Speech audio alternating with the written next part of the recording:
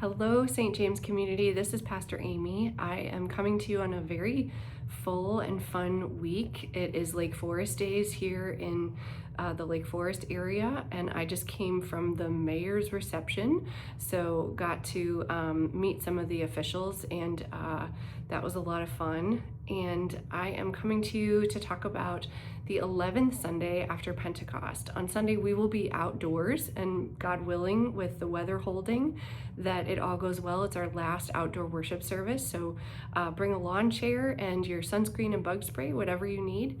I'm also still processing our dual narrative workshop that we had with the people from Interact International. It was a wonderful experience, and I think that we will be having further conversations and having more to chew on going forward with that.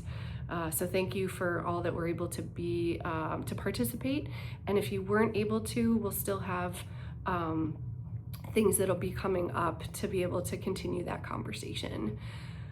So this is the 11th Sunday after Pentecost, and it is directly after Jesus feeds the 5,000 plus people in Matthew's gospel, and he sends the disciples on ahead in a boat, and he goes up a mountain to pray. And while he's praying throughout the night, there's a storm that's raging over the sea and the disciples. And early in the morning, he comes to them walking on the water.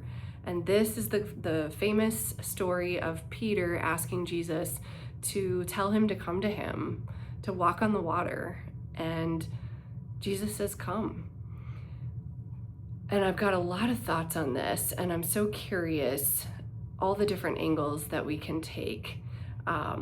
It was a huge leap for Peter to get out of that boat and to walk towards Jesus, because if it wasn't Jesus, not only is he in the water, but he's sunk, And so just a lot of thinking about what it takes to get out of the boat, what it takes to follow and to go towards Jesus in our lives. And also, what is it that draws us towards Jesus in the midst of our storms? And so those are some thoughts I'm having. We also have the first reading from 1 Kings, and it's Elijah in the cave talking to God and waiting for God to come to him. And God isn't in the fire, God isn't in the storm, God isn't in the wind, God is in the silence. And that's something I'm thinking about too, is where do we find God in silence? And where do we find God when we are up a creek without a paddle and in the midst of a storm?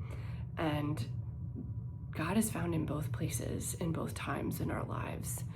And so that's some of my musings and thinking about that. I invite you also, if you are curious about St. James and you would like to learn more, we are having a Discover St. James event after church on Sunday. So stick around, and we'll talk more and get to know each other. All right, take good care. I'll talk to you soon.